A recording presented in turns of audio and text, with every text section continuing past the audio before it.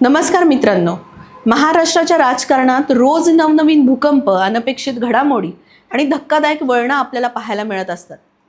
पण काही दिवसापूर्वी अशाच एका घडामोडीने संपूर्ण राज्याचं लक्ष वेधून घेतलं. उद्धव ठाकरे यांचे अत्यंत कट्टर, अत्यंत विश्वासू आणि निकटवर्तीय मानले जाणारे नेते सचिन अहिर यांनी थेट विधान परिषदेच्या उपसभापतीसाठी आपली उमेदवारी अर्ज दाखल केला. आता तुम्ही म्हणाल की यात एवढं मोठं काय आहे? तर मित्रांनो, हा केवळ एक साधा अर्ज नाही, तर या अर्जाच्या मागे महाराष्ट्राच्या, विशेषतः मुंबईच्या राजकारणातील खूप मोठी समीकरणं बदलत असल्याची चिन्ह आहेत.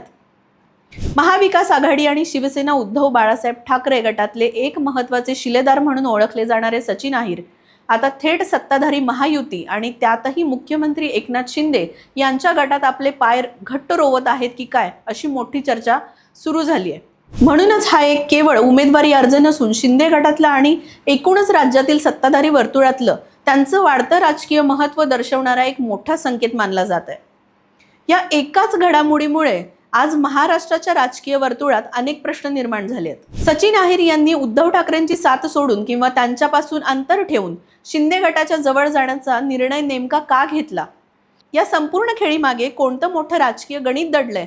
त्यांना थेट उपसभापती पदासारखी अत्यंत मानाची आणि महत्त्वाची संधी का दिली जात आहे? आणि ज्या मुंबईच्या राजकारणावर सचिन अहिर यांचा अनेक वर्षापासून मोठा प्रभाव आहे, त्या मुंबईत आता या निर्णयामुळे काय बदल होणार आहेत? याच सोबत जेव्हा जेव्हा सचिन अहिर त्यांच्या राजकीय कारकिर्दीचा, त्यांच्या भूतकाळाचा उल्लेख होतो, तेव्हा तेव्हा मुंबईच्या गुन्हेगारी जगतातील एक अत्यंत वादग्रस्त आणि कुख्यात नाव म्हणजेच डॉन अरुण गवळी यांचं नाव सुद्धा समोर येतं. सचिन अहिर आणि अरुण गवळी यांच्यात नेमके काय संबंध होते? या दोघांमधील कौटुंबिक आणि राजकीय धागेदोरे नेमके काय आहेत? आज आपण या सर्व प्रश्नांची उत्तरं शोधणार आहोत आणि सचिन अहिर यांच्या राजकीय प्रवासाचा अतिशय सविस्तर आढावा घेणार आहोत. नमस्कार, मी अस्मिता आणि आपण बघत आहोत अनफिल्टर्ड महाराष्ट्र. सचिन अहिर यांच्या राजकीय प्रवासाची सुरुवात समजून घ्यायची असेल तर आपल्याला मुंबईतल्या कामगार चळवळीच्या काळात जावं लागेल. मुंबईत जेव्हा गिरण्या जोरात सुरू होत्या आणि कामगारांचे प्रश्न ऐरणीवरती होते, तेव्हा सचिन अहिर यांनी कामगार नेता म्हणून आपली ओळख निर्माण करायला सुरुवात केली. राष्ट्रीय मिल मजदूर संघ आणि महाराष्ट्र राज्य राष्ट्रीय परिवहन कामगार संघटना अशा मोठ्या संघटनांच्या माध्यमातून त्यांनी कामगारांच्या हक्कासाठी लढे दिले. कामगारांमध्ये त्यांची पकड मजबूत झाली आणि याच बळावर त्यांनी राजकारणात प्रवेश केला. सुरुवातीला त्यांनी शरद पवार यांच्या राष्ट्रवादी काँग्रेस पक्षात प्रवेश केला. शरद पवारांचे ते अत्यंत लाडके आणि विश्वासू तरुण नेते बनले. 1999च्या विधानसभा निवडणुकीत राष्ट्रवादी काँग्रेसच्या तिकिटावर ते शिवडी मतदारसंघातून आमदार म्हणून निवडून आले. त्यानंतर 2004 आणि 2009 मध्ये त्यांनी वरळी मतदारसंघातून विजय मिळवला आणि मुंबईच्या राजकारणात आपला दबदबा निर्माण केला. आघाडी सरकारच्या काळात त्यांनी गृहनिर्माण आणि उद्योग राज्यमंत्री म्हणून काम पाहिलं. वरळी आणि भोईवाडा, शिवडी या परिसरातील मध्यमवर्गीय आणि कामगार मतदारांवर सचिन अहिर यांचा प्रचंड प्रभाव होता. पण 2014च्या मोदी लाटेत संपूर्ण देशाचं आणि राज्याचं राजकारण बदललं. 2014च्या विधानसभा निवडणुकीत सचिन अहिर यांना वरळी मतदारसंघातून शिवसेना उमेदवार सुनील शिंदे यांच्याकडून पराभवाचा सामना करावा लागला. हा पराभव त्यांच्या राजकीय कारकिर्दीला एक मोठा धक्का होता. राष्ट्रवादी काँग्रेसमध्ये असतानाही मुंबईत पक्षाची ताकद कमी होत चालली आहे आणि सचिन अहिर यांना आपल्या राजकीय अस्तित्वाची काळजी सतावत असताना 2019च्या विधानसभा निवडणुकीपूर्वी त्यांनी एक अत्यंत मोठा आणि धक्कादायक निर्णय घेतला. त्यांनी शरद पवारांची राष्ट्रवादी काँग्रेस सोडली आणि मातोश्रीवर जाऊन उद्धव ठाकरेंच्या उपस्थितीत शिवसेनेत प्रवेश केला. हा प्रवेश केवळ एक नेत्याचा पक्षांतर सोहळा नव्हता, तर त्यामागे एक मोठी राजकीय रणनीती होती.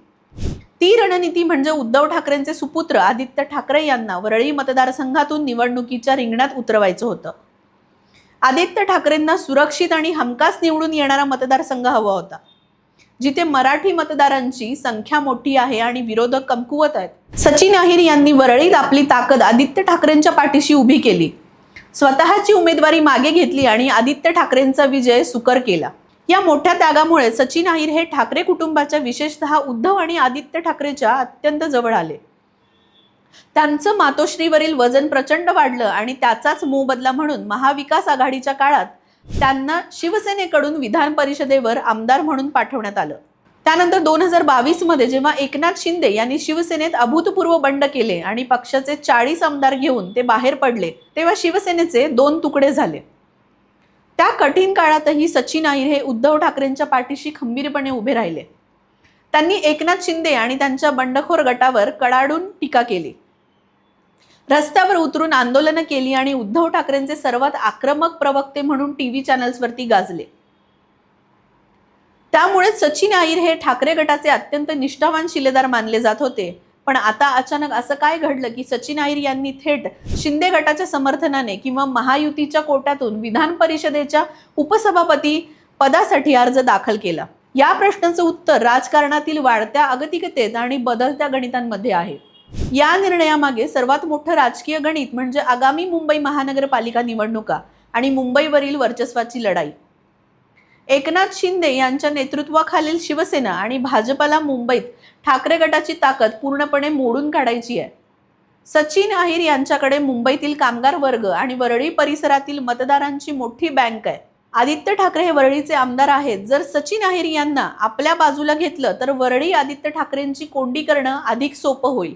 हा शिंदे गटाचा आणि महायुतीचा थेट हिशोब आहे. सचिन अहिर यांना उपसभापती पदासारखं अत्यंत महत्त्वाचं घटनात्मक पद देऊन शिंदे गटाने त्यांना एक प्रकारे मोठं बक्षीस दिलंय. यामुळे सचिन अहिर यांचं राजकीय पुनर्वसन तर झालंच आहे, पण त्याच सोबत ठाकरे गटाला एक मानसिक आणि राजकीय दृष्ट्या खूप मोठा धक्का आहे की तुमचा सर्वात मोठा बोलविता आणि निष्ठावान माणूस आता आमच्या गटात आलाय. आता आपण वळूयात अशा एका विषयाकडे ज्याची चर्चा सचिन अहिर यांच्या नावाशिवाय कधीच पूर्ण होऊ शकत नाही. ती चर्चा म्हणजे मुंबईचा एकेकाळचा कुख्यात डॉन, डॅडी म्हणून ओळखला जाणारा अरुण गवळी. सचिन अहिर आणि अरुण गवळी यांच्यात नेमका काय संबंध होता? मित्रांनो, सचिन अहिर हे अरुण गवळी यांचे सख्खे भाचे आहेत. अरुण गवळी यांच्या बहिणीचे ते सुपुत्र आहेत. म्हणजेच मुंबईच्या गुन्हेगारी जगतावरती आणि दगडी चाळीवरती ज्या अरुण गवळी यांचं साम्राज्य होतं, त्या गवळी कुटुंबाशी सचिन अहिर यांचे थेट रक्ताचे संबंध आहेत. जेव्हा अरुण गवळी यांनी अखिल भारतीय सेना हा आपला स्वतःचा राजकीय पक्ष काढला, तेव्हा त्यांच्या सुरुवातीच्या राजकीय कारवायांमध्ये आणि कामगार संघटनांच्या कामात सचिन अहिर यांचाही काही प्रमाणात सहभाग आणि संपर्क असायचा. अशा चर्चा नेहमीच रंगायच्या, पण सचिन अहिर यांनी अतिशय हुशारीने स्वतःला गुन्हेगारी जगतापासून नेहमी दूर ठेवलं. त्यांनी आपली प्रतिमा सुशिक्षित, सुसंस्कृत आणि कामगारांचे प्रश्न सोडवणारा अभ्यासू नेता अशीच तयार केली. त्यांनी अरुण गवळी यांच्या गुन्हेगारी साम्राज्य सावलीत न राहता मुख्य प्रवाहातील राजकारण निवडलं. आधी राष्ट्रवादी काँग्रेस आणि नंतर शिवसेना अशा मोठ्या पक्षांमध्ये काम करून त्यांनी स्वतःची ओळख निर्माण केली. तरीही त्यांच्या विरोधकांनी अनेकदा त्यांच्यावरती अरुण गवळी त्यांच्या नावावरून किंवा दगडी चाळीच्या संबंधावरून टीका करण्याची एकही संधी सोडली नाही. पण सचिन अहिर यांनी नेहमीच या गोष्टी कौटुंबिक संबंधापुरत्या मर्यादित असल्याचं सांगत त्यावर पडदा टाकण्याचा प्रयत्न केला. आज जेव्हा ते विधान परिषदेच्या उपसभापती पदाच्या शर्यतीत आहेत, तेव्हा त्यांचा हा संपूर्ण इतिहास, त्यांची कौटुंबिक पार्श्वभूमी आणि कामगार चळवळीतून सुरू झालेला प्रवास पुन्हा एकदा लोकांच्या डोळ्यासमोर येत आहे. थोडक्यात सांगायचं तर सचिन अहिर यांचा नवा राजकीय अवतार महाराष्ट्राच्या राजकारणाला एक नवी दिशा देणारा ठरू शकतो का? एका बाजूला ठाकरे गटाला लागलेली ही गळती थांबवण्यात उद्धव ठाकरेंना अपयश येत असल्याचे चित्र आहे, तर दुसऱ्या बाजूला मुख्यमंत्री एकनाथ शिंदे हे साम दाम दंडभेद या सर्व मार्गाचा वापर करून मुंबईवर आपली पकड मजबूत करत असल्याचे स्पष्ट दिसत आहे.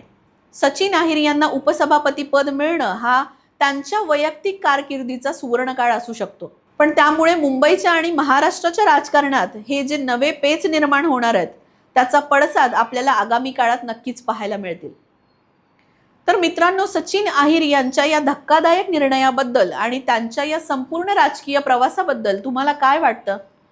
एकनाथ शिंदे यांनी खेळलेली ही खेळी ठाकरे गटाला मुंबईत बॅकफूटवर आणेल का? आणि अरुण गवळी यांचे भाचे ते विधान परिषदेचे उपसभापती पद, हा प्रवास तुम्हाला कसा वाटला हे आम्हाला कमेंट बॉक्समध्ये नक्की कळवा. व्हिडिओ जर आवडला असेल तर लाईक, शेअर आणि चॅनलला सबस्क्राईब करायला विसरू नका. धन्यवाद.